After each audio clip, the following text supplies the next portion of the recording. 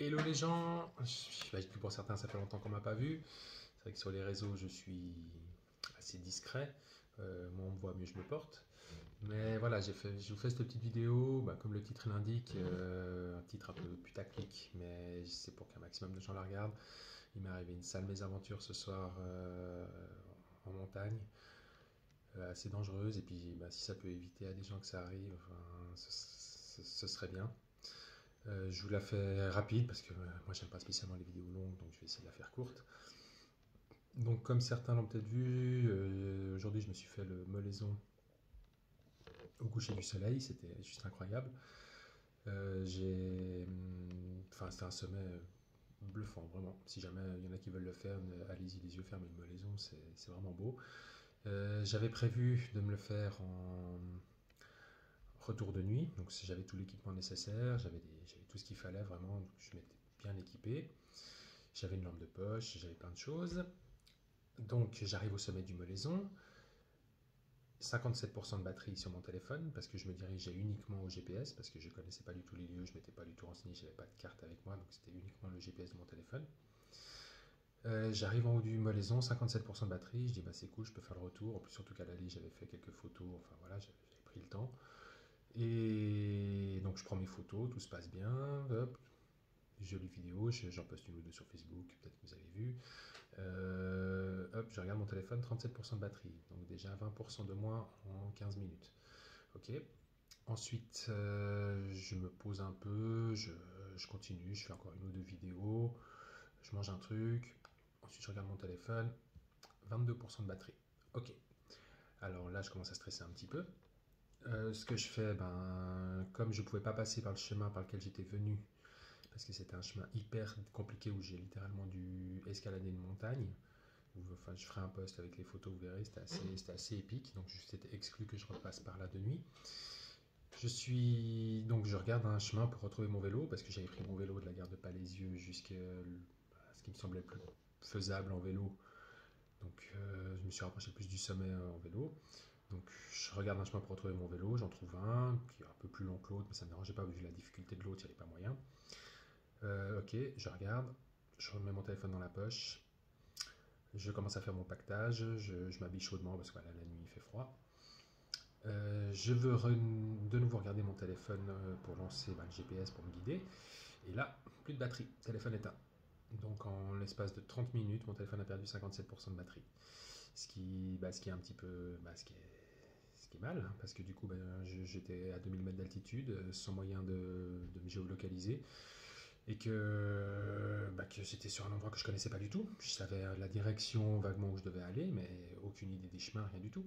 Puis qu'il commençait à faire nuit, alors comme c'était à peu près 17h15, j'en ai profité pour vite descendre le plus possible tant qu'il y avait un peu de lumière du jour. Je, je me suis dépêché, surtout que le début, il y avait encore de la neige, il y avait de la glace, parce que voilà, c'est de la montagne. Donc là, au début, ça va, je descends rapidement. J'arrive à trouver des chemins, hop, c'est bon, c'est à peu près dans la direction où je veux aller, je me dis c'est bon, ça passe. Je continue à descendre, après plus de neige, plus de glace, donc ça devient un peu plus facile de marcher, je vois des chemins, je continue. Puis en fait, la nuit noire est tombée, et là, j'avais juste ma petite lampe de poche, mais j'ai un moment, j'ai perdu les chemins. Je me suis retrouvé perdu en pleine montagne à 2000 mètres, non, là j'étais à 1500 mètres d'altitude, totalement perdu, paumé. Donc, premier réflexe, pas paniquer, rester, rester zen le plus possible, ne pas s'énerver, garder la tête froide, ça c'est hyper important. Réfléchir, où est-ce qu'on doit aller, dans quelle direction. Moi je savais que je devais aller sud-sud-ouest, donc par chance j'ai un bon sens d'orientation, ce qui m'a bien aidé. J'ai je me suis orienté comme ça, à l'aveuglette, puis à un moment, voilà, j'étais littéralement perdu, mais toujours, j'ai pas arrêté de marcher. Puis mon but c'était de descendre le plus possible, parce que voilà, quand on est en montagne, il faut se rapprocher le plus possible de la civilisation. Donc ça c'est aussi un petit conseil, il faut descendre, descendre, descendre. Donc, si vous voyez un chemin qui monte, ne le prenez pas, descendez. Euh, donc ensuite, par chance, j'ai retrouvé une route qui allait dans la direction qui, moi, me convenait. Donc j'ai suivi cette route à un moment, puis j'ai pu retrouver mon vélo et j'ai pu rentrer chez moi. Donc voilà, je voulais juste faire cette petite vidéo, comme je l'ai dit au début, pour que les gens prennent conscience de la montagne. En fait, la montagne, c'est pas un terrain de jeu, c'est un endroit qui peut être dangereux et qui a plusieurs règles qu'il faut vraiment respecter parce que voilà, il y a beaucoup d'accidents et des fois ça pourrait être évité. Je vais essayer de vous en énumérer quelques-unes, mais voilà, partez bien équipé, des petites baskets de ville en montagne, non quoi, voilà, il faut des bonnes chaussures, il faut quelque chose qui tienne bien, on ne sait jamais. Prévoyez toujours l'impensable.